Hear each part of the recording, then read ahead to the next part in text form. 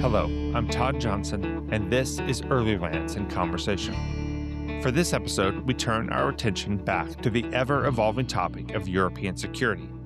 Yet, rather than focusing on developments in Ukraine, we instead take a detailed look at the troubling state of the British Army, traditionally one of Europe's most capable fighting forces, and also one that is likely to play a leading role in any European stabilization force in Ukraine. Our guest today is Brigadier Ben Barry, a retired British Army officer who published last year The Rise and Fall of the British Army, 1975 to 2025. Noted military historian Allan Mallinson, in reviewing the book, called it, quote, an impressively detailed chronicle by an analyst well up to the task. Read it and weep, end quote. Following a 35-year career in the British Army, Ben, since 2010, has been a fellow at the International Institute for Strategic Studies in London and is the author of a number of highly praised books looking at British Army operations in Bosnia, Iraq, and Afghanistan. Ben is also a visiting professor at the Department of War Studies at King's College London. Of course, if you enjoy this and our other episodes, please like and subscribe. We are pleased to welcome Brigadier Ben Barry to Earlylands in Conversation.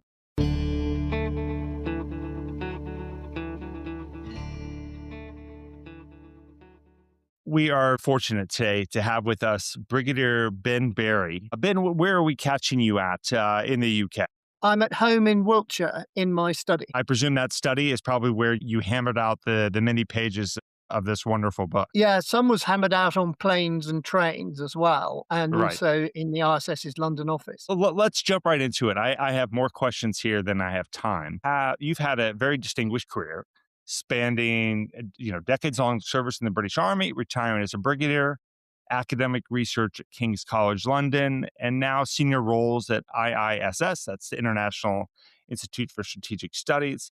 What drew you to write what is a truly comprehensive institutional history of the British Army from 1975 to essentially today? Well, the principal reason was in 2022, after the Russian attack on Ukraine.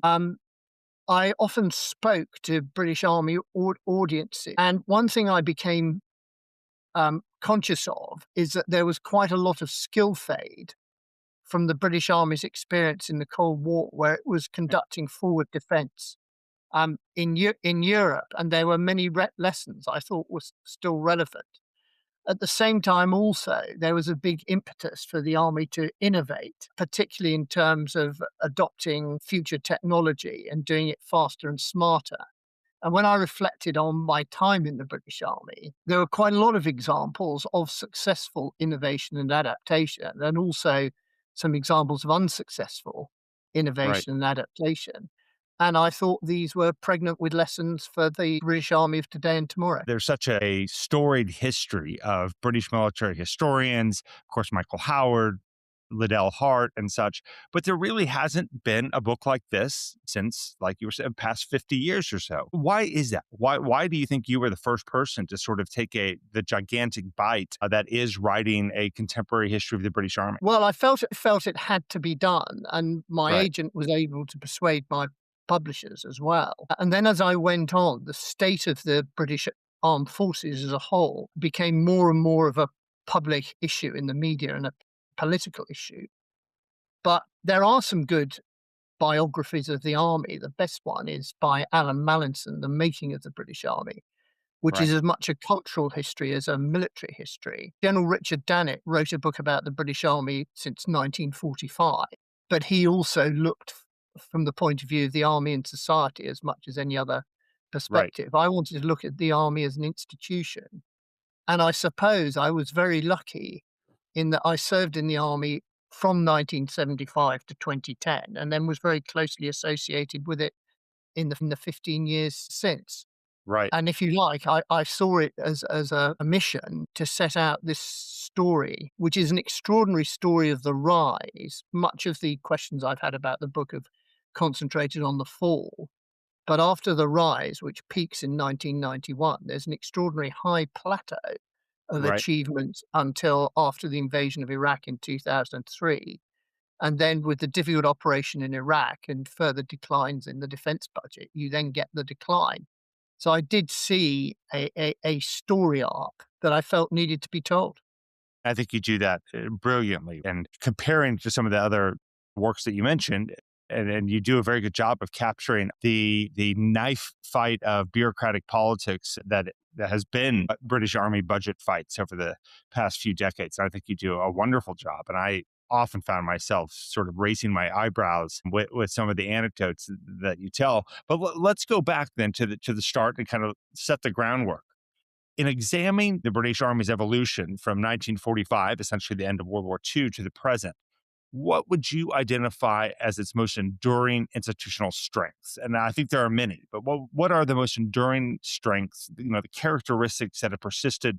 I can think of three. I mean, the first one is the army's pretty relentlessly focused on combat.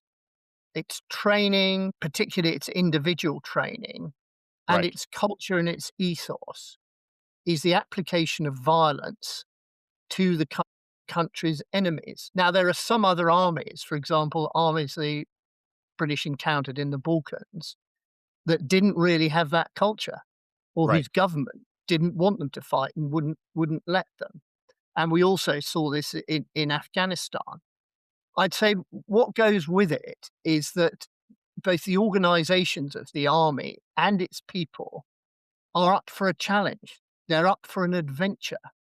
They want to go and test themselves against the bad guys and spoil the right, bad guys' day. If they can do that without bloodshed, all well and good.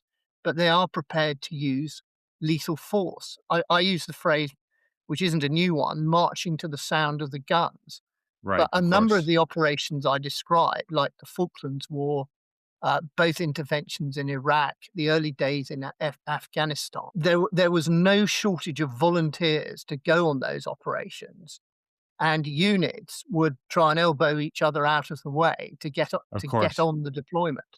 So Right. You had some that's a amazing great. stories about the Falklands, sort of the bun fight over who got on the boats.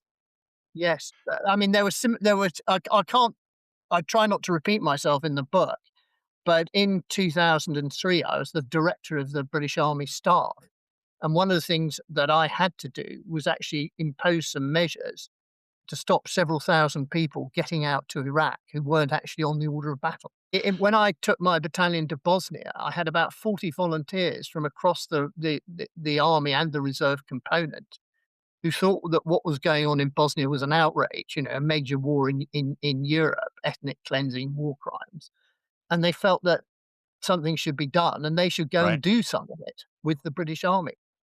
I think the third point, Todd, is there is something about identity. I mean, there is this system that has identities for regiments and battalion sized units, some of which are very historic, like the Grenadier Guards, some of which are functional, like the Parachute Regiment. But there's identity also in the combat support, like the engineers and the artillery, and in Right. the logistics world.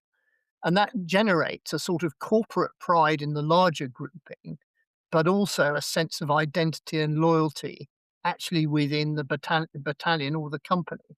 Now, inevitably, that has weaknesses and overheads, but in my judgment, it's a price well worth paying. Absolutely. And I think probably pretty unique in the European context, at least, right? I've always been fascinated by the different national cultures of service in Europe. Living Yeah. in Spain as I do, compare, Mm, service in the military is it just isn't really done compared to the mm, Swedes or to the Finns and others who see it very much as a rite of mm. passage. And I think those in the UK, obviously, it place much more pride and on service. Yes, I mean, um, it runs differently in different armies, and different nations have different national cultures. But as an example, in Bosnia in the 1990s, I saw a lot of the French Foreign Legion, and they had that very high Right. degree of corporate identity, both in the legion as a whole, and then in their particular regiments. And I saw this for myself in the 2nd Reich, the Foreign Legion infantry. Right. Esprit de corps, Um, so to speak, I yeah, guess. yeah, and also the Foreign Legion cavalry. The British Army has historically excelled at conducting very complex operations with usually limited resources. You mentioned the Mm, Falklands and Bosnia. Walk us through a specific example that you think best illustrates this institutional capacity. Maybe it is Bosnia, because you certainly focus on it and do a wonderful job. But I know you've done a previous book on the Bosnia experience. Well, it's the example, I think, because what you get in the beginning is a, this seriously challenging war in Europe, a UN peacekeeping mission which goes in to keep a peace when there isn't a peace to keep, and there's pretty high intensity Right, combat right. between the three factions. And previously, the British Army hadn't done much challenging peacekeeping since Cyprus in the early 60s, and it had to rapidly adapt to being inside this highly lethal and dangerous war with all sorts of outrages, war crimes, ethnic cleansing, forced refugees, and so on. Um, and it did it really well, and it did it in a way that showed the considerable utility, combat power, and sheer toughness and ability to face down warlords that certainly wasn't present in all the armies in Bosnia. It also found itself in partnership with the French army, the French having withdrawn from NATO over 30 years before.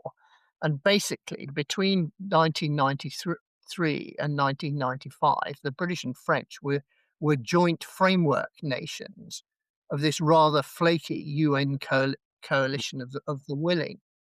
You then get a couple of British commanders, General Rhodes, who, of course, was the commanding Right. officer of the SAS when they rescued the hostage at the Iranian embassy, and also with their decisive influence in the Falklands War. And you then get General Sir Rupert Smith. And Smith particularly plays a decisive role in bringing the war to an end. In fact, in my view, if there was justice in the awarding of Nobel Peace Prizes, Rupert Smith and the US diplomat Richard Holbrooke should have shared a peace prize Sure. for bringing the war to the end. At the same time, you get some very decisive impact by commanding officers, Colonel Bob Stewart of the Cheshire Regiment, Colonel Jeremy Riley with the Royal Welsh, isolated in Gorazda, Colonel Dick Applegate commanding the British guns on Mount Igman, that of course fired in combination with the NATO airstrikes that really brought the war to an end. You then get the British building up from a medium armoured brigade to a heavy division minus for the NATO implementation force, and taking the leading role in the land component and doing something that NATO had never really done before, and no one had ever done a peace implementation operation like that. Works brilliantly, and I saw that for myself. There's then a long tail of stabilization and assisting with reconstruction and political reconstruction. And in this long tail is run an extraordinary operation in the grey zone, Hmm. gathering intelligence secretly and using covert forces to arrest indicted war criminals. And Right. that's very successful. It's not just the Brits; they're also working with the Dutch, the US, the Germans, and the French. But it's a highly successful example of a European operation in the grey zone, which achieved decisive political impact and helped the Balkans move forward as well. So what a range of achievement. And against all that, there's in the early years up to 1996, considerable challenges from the logisticians and the combat engineers. And Bosnia, it was and still remains quite a dangerous environment given the number of landmines. Right. Oh, So absolutely. that's why Bosnia is one of the longest chapters in the book. I think most Americans, unless they were involved in the conflict, as either in service or in the intelligence community, diplomatic community, so many of those nuances are missed. And to the credit of the British Army, and you were mentioning some of the senior officers, just the credit to the staff officer training, I think that's inherent to the British Army and that was on display. As we're saying, with the number of officers, truly heroic, but also just very wise decision making seemed to be just a matter of course than anything unusual. So all credit to that experience as well. Well, that's very kind of you. I mean, one of the people I quote in the book at the end of the Bosnia chapter is Carl Bildt, former Prime Right. Minister of Right. Sweden, but also the EU and the international community's high representative in Bosnia, both before and after the Dayton Agreement. And he says at the back of his book on Bosnia that it was an enormous help that the French had experience of subtly using force from their colonial campaigns, and the British did from Northern Ireland as well, which made them very usable in terms of discreetly applying force to move the political situation along.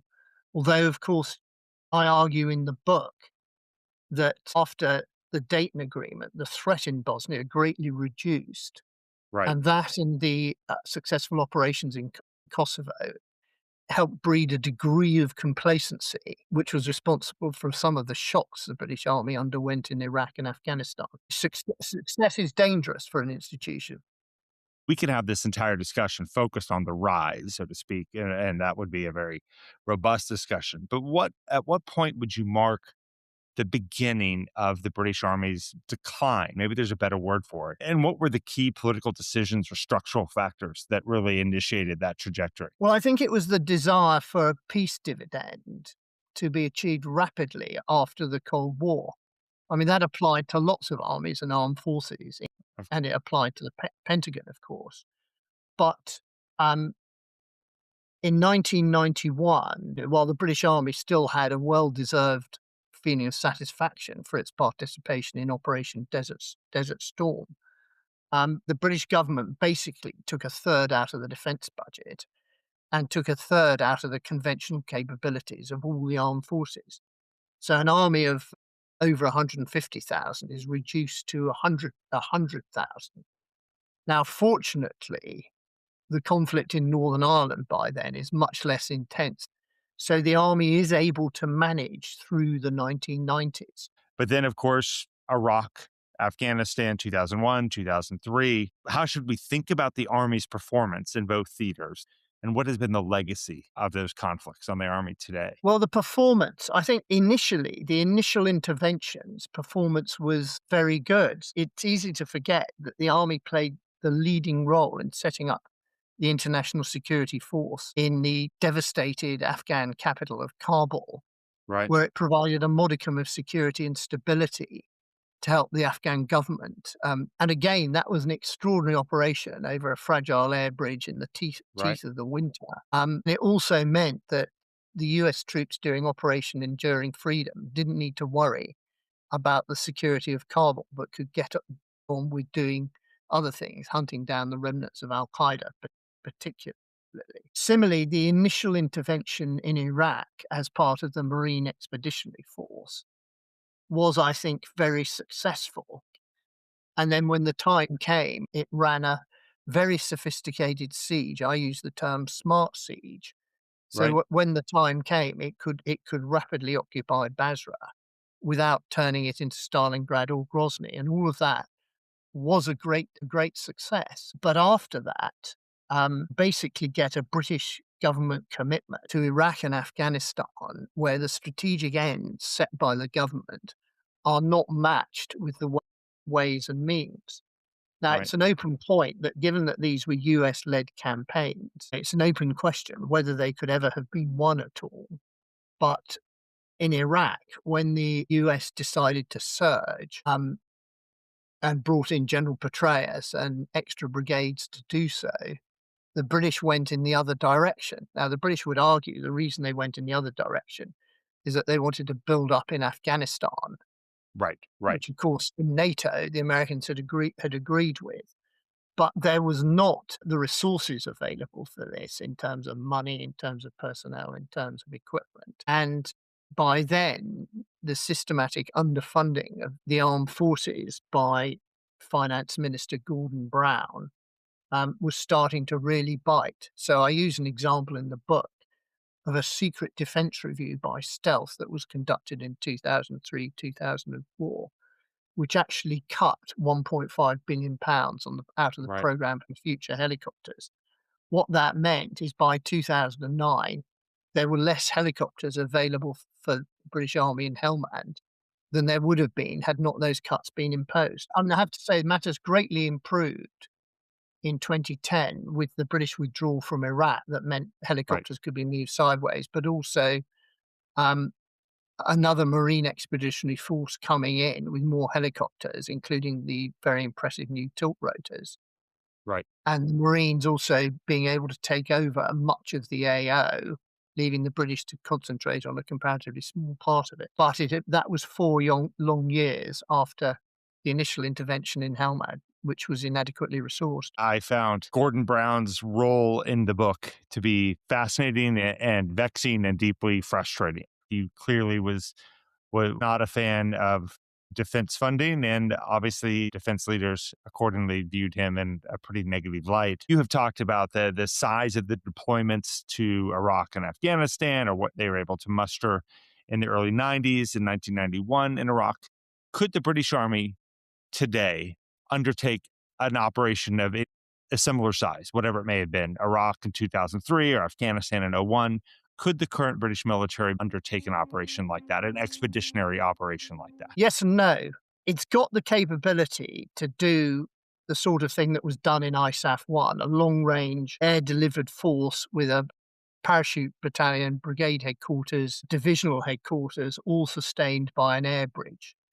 It could do that right now, and actually it has as much, if not more, strategic airlift available from the Air Force Right. now as it had in 2001. So we can give that a tick. But if we look at other benchmarks, I mean, the Falklands War, I make the point there that the 5th Airborne Brigade that the Army sent alongside the Marines 3 Commando Brigade was not ready for war.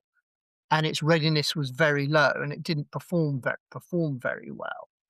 Well, if the Army now sent its current 16 Air Assault Brigade to the Falklands, no doubt it would perform very well. It's elite, highly joined up, combined arms, airborne brigade.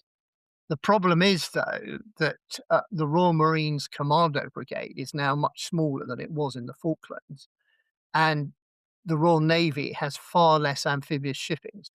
So UK land forces as a whole might now struggle if it had to rerun the Falklands War. The benchmark I use, Todd, is actually the NATO implementation force in Bosnia. And you'll know that in the book there's a detailed layout of it. Right. So what it was at the peak of the NATO IFOR in May 96, if the British tried to deploy something like that again right now, say as the British land component in a Ukraine reassurance force. Exactly. I think they would struggle. Whole capabilities have been given to Ukraine, including all the medium artillery, the AS-90 and all its ammunition. Right. I mean, that every piece of medium artillery is now in Ukraine, correct? Correct. And all the spare parts and all the ammunition. And there is, the new medium artillery is to be procured sometime in the future. What were the medium artillery regiments have retrained on light guns, less firepower, less survivability. But also, it's not clear that there exists those stockpiles of ammunition, of spare parts, of mines and explosives.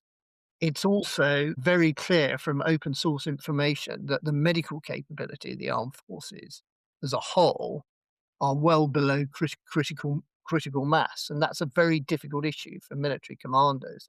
And it would become a very difficult issue for the government in a British force that started taking casualties. The British sustained that divisional-sized force for a year in Bosnia, and then was able to sustain a divisional-sized force for another 6 and again, years. give us a size number. A divisional size force in Bosnia in the 90s would be roughly how many? For the UN, it was an average of 5,000 troops. For the NATO implementation force in 1996, it was 10,000.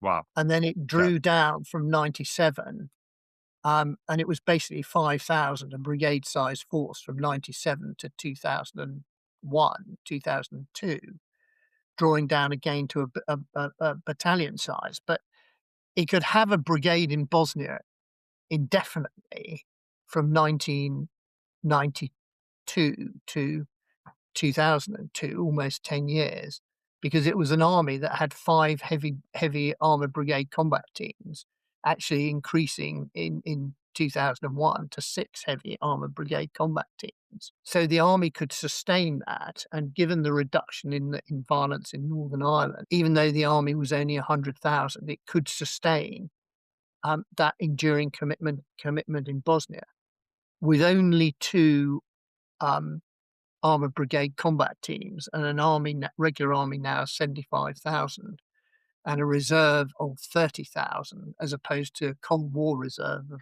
85,000. Sustaining any commitment for more than a year would be very, very difficult. I think you make that very clear. And you use the phrase peace dividend. Yeah. And the Army has faced multiple peace dividends and subsequent strategic reviews. The Mm. most recent was the SDR, Strategic Defense Review of 2025, which was Yeah. unveiled to great fanfare, but it seems to have been struggling to be operationalized. And give us your sense of the SDR's impact on the Army, and then how have the events of the chaotic past year perhaps changed how it will be or if it will be implemented? It's worth just going back to the 1998 SDR. I mean, I was working in the Army staff at the time. The thing about it is, as the proposed force and capabilities were developed, it was all costed. So at the end of Right, the exercise, there was a huge, great spreadsheet that had all the costings down to the total cost in the bottom right-hand corner. And that had been, rubber stamped by the service chiefs, the chief of defense, the minister of defense, and the finance experts in the MOD considered it very robust. Now, the fact is that Gordon Brown then underfunded it by £500 million a year. But the 98 SDR, as all the options were developed and the decisions were made, it was all costed. right. This SDR, it doesn't seem to have happened like that. If the evidence from all these leaks and unattributable briefings that there's a delta between what the SDR said the armed forces need and the funds necessary to meet that requirement, which is widely reported to be between 24 and 28 billion pounds. Well, that is rather jaw-dropping. So whether something went wrong between the SDR team and the Ministry of Defence team, I don't know. The plan was that the government would approve an MOD defence investment plan that would set out the fundings for all the investments on capabilities necessary to implement the SDR. Right. Now, that was supposed to be published before Christmas. Now no one knows when it's going to be published. And of course, the political weakness of the Prime Minister is another factor that Of may course. prevent it being rapidly published. In the meantime, what's happening is contracts are not being let, and people, particularly in smaller defence companies, their contracts are not being extended. So in industries, British defence industry is very frustrated about this. Now, within the defence investment plan, there are difficult decisions to be made. How much do you invest to fill in the holes of the road? Particularly things like ammunition, spare parts, and medical supplies, and also funding training, Right. collective training, which has also been underfunded over the last decade. My view, which I take in the book, is that actually you've got to fill in the holes in the road, because if a force was sent to fight next year and it was defeated or suffered unnecessary casualties through lack of ammunition, spare parts, and medical supplies, well, the British public would never forgive the military and the government, and it would greatly damage the utility of force. I mean, Indeed. there's no doubt, for example, in my mind, that had the British lost in the Falklands, Mrs. Thatcher would not have survived as Prime Minister, and the Conservatives would probably have lost the 1983 election. Um, so, really difficult questions, but the armed forces and defence industry are now in a very difficult place because of the delay in the necessary decision making. If the necessary capabilities aren't funded, then what we're likely to see is more cuts to conventional capabilities in all three services, and particularly in the army. I mean, the other problem the army has is that of all its equipment, it has the highest proportion of obsolete equipment compared to the other two services. The other two services have equipment that's approaching obsolescence, but the average age of key equipment in the army is much greater than that in the Navy or the Air Force. Despite these resource constraints, where does the British Army still punch above its weight? Because I know that there is a positive answer to that. Well, what specific capabilities, operational domains represent genuine centers of excellence today? Because I know they exist. What are the strengths? Well, one of the strengths is the very tip of the spear, the special forces, not just the Right. SAS, but also the relatively new Special Reconnaissance Regiment and the support signals regiment, and also um, the Parachute Regiment Special Forces Support Group, which is the equivalent of a Ranger Battalion. Right. And both the Army and the Royal Marines have now developed a sort of Tier 2 Special Forces capability, which they just declared to NATO. So that's definitely a strength. Even so, UK Special Forces do not have the lavish air resources that is provided for US SOCOM. They That have we some. saw in Caracas early Yes, January, right? they are a joint force.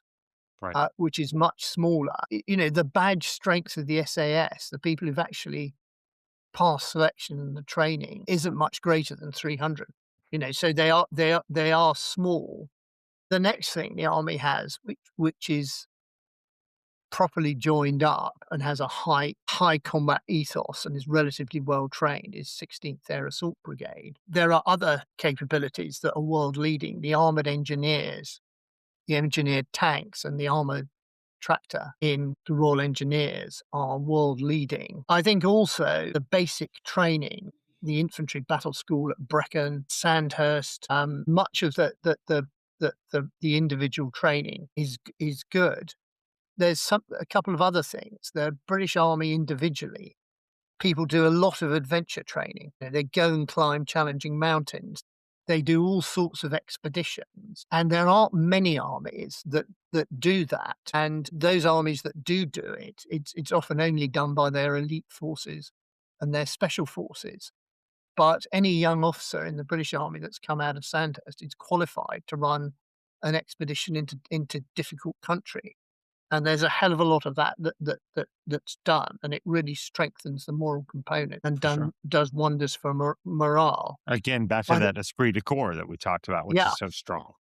yes. So when push comes to shove on something like the Falklands or in the teeth of a Bosnian winter harassed by obdurate warlords, it really proves its worth. I think also the British Army, given half a chance, likes to train with prodigious amounts of live ammunition, Right. Right. and it can organise itself. So a British infantry battalion can easily run, very challenging live firing exercises for its own companies. And with a bit of planning, it can even run a live firing battalion exercise. I was in an air assault battalion, which together with our artillery battery did a live firing assault using all the helicopters in Germany. There is nothing like it. I mean, it was a real force multiplier for Sure. Operation Desert Storm and also the Falklands. But I'm afraid some of the areas of strengths, like the very high level of collective training at brigade, divisional, and corps level that applied during the Cold War, has faded out. I don't think we can have this discussion without talking about Ukraine and Hmm. lessons that the Army has drawn from Ukraine regarding force structure, procurement, doctrine, rapidly evolving use of drone technology, et cetera. Are these lessons being translated into meaningful institutional change, do you see?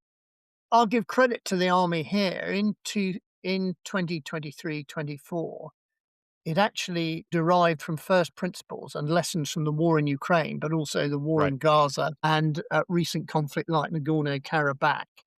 It wrote itself a future operating concept. In some respects, it was a sort of air-land battle for the 2020s and 2030s. And we in ISS helped them do it. We helped peer review it for them and acted as internal challenge and critical friends. It's been published. It's called the Land Operating Concept, and you can find stuff about it on the internet. And some of its precepts, fusing reconnaissance and strike, which they call a concept of recce strike, and the importance of ISR and deep attack, that all makes a lot of sense. The restructuring the army did from 2021 onwards to the present day did operationalize that. So it, rather unusually for a NATO army, it took its artillery brigade and merged it with its reconnaissance brigade and called it a recce strike brigade. it's decided to double the amount of electronic warfare it has. It's also got a very exciting experimentation task force, complete with its own infantry battalion, that's trying out all these new ideas, not just drones, but also Right. networked communications, tactical stealth technologies. And it took it last year to a multinational experiment at the National Training Centre, where it claims that it gave a very good account for itself and actually stopped the OPFOR on a number of occasions, So which this would doesn't be at happen the all. U.S. Army's National Training Center in Yeah, California, correct? correct. Yeah. But it's constantly working at this, and the chief of the army has basically directed all the units in the army to work on exploiting drones, but also operationalizing this concept at battalion and regimental level. Now, none of this takes away the requirement for the classic equipment: armored fighting vehicles, artillery guns, rockets, combat engineers, Right. air defense. And it may be in Ukraine that the airspace is highly saturated with drones, and in a less dense battlefield, the airspace might not be highly saturated in drones. I also see a lot of evidence that the British Army and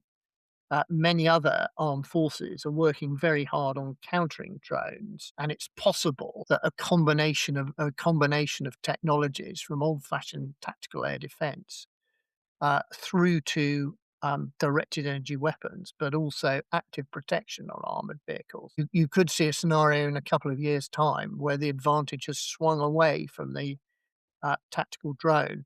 I mean, can't say if this will happen, but there's an awful lot of Right. money being spent Sure. on researching technical counters to drones. So you make a very strong case there for one of the continuing areas of excellence is just the British Army's learning culture. Budgets may be tight, but they have not neglected learning from other conflicts, and just as you were saying, also, but pushing young men and women out to adventure courses and things like that. Those would Yes, seem to be easy cost out measures, but I'm very right. glad to hear that they have not been. Well, I gave a talk on my book to an army audience last night. One of the people present was the full colonel who runs the Lessons Exploitation Centre at the Land Warfare Centre. And there's half a dozen of them working full time on identifying lessons, not just from Ukraine, but also from other conflicts. But it is a great pity that from about 2005 onwards, the army stopped doing brigade level warfighting Of exercises. course. It optimized itself for Iraq and Afghanistan. The British Army wasn't able to restart brigade level exercises until last year, which leaves a generation of officers who've never really done a large formation exercise. Well, I hate to say it, Ben, but we have gone above and beyond our time, and I want to keep going here. But I Yeah. have to end, and I have to end on a question that I love to ask. This is an enormous subject with enormous amount of material, memoirs, etc. But what would be 1 to 2 books that our readers, specialists or non-specialists, should read if they want to understand the modern British Army and how we got to where we're at today? There's no doubt The Making of the British Army by Allan Mallinson, who's like me, a retired brigadier, is the best single source. And it really relates the story of the army to its culture. So, for example, for the parachute regiment, it links the epic defeat that was the Battle of Arnhem to the parachute regiment's performance in the very difficult operations in the Falklands. Right, so that would be Arnhem in 1944 in the Second World War. 44, yeah. So that would be the place that is the best single volume history of the British Perfect, Army. and we will put that in the show notes, definitely. But I'll also take this in a different direction and recommend some novels. Yeah, please, Because please. there are some very good novels that enable the reader to get under the skin of people who did the fighting. And I'll briefly recommend 3. The first one is by Bernard Cornwell, Sharpe's Triumph, which is the second of his Sharpe novels. And it's an excellent picture of the Battle of Essay, which was the battle in India, where Wellington attacked a numerically superior force and defeated them with a small British And what to year? This India would contingent. be This 18 what? this is early 1800s, Right, right. but it's vividly brought to life. The next one I'd recommend is a Second World War novel called Warriors for the Working Day by Peter Elstob. I've read it. It's a wonderful book.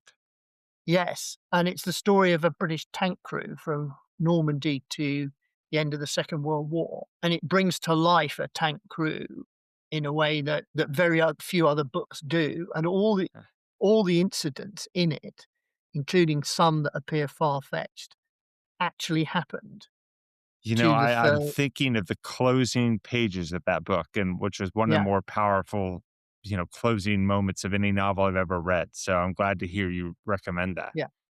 Now, the other one, which brings it right up to date, is a book called Rain by Barney Campbell. And Campbell commanded a troop of household cavalry in Afghanistan for a couple Right? of tours. And it's a very autobiographical novel. I would say with all of them, read no spoilers, but they provide ways of getting under the skin of people who do the fighting in a way that a lot of histories don't. I think Rain is such a brilliant book as well. I gave it to my now 19-year-old son to read this past Right. summer because the book focuses on, a 22, 23, 24-year-old recent Sandhurst graduates in Yeah. Afghanistan. And it's a deeply powerful novel as well. So what a reading list, my friend. Those are fantastic. Well, on Rain, there's a companion volume called Anatomy of a Soldier by Okay. Harry Parker, who is an infantry officer. It's got a very unconventional structure, but it's just as good as Rain. Fantastic. My wife, she's going to be very upset because there are going to be some books arriving in the mail, and I'm on prohibition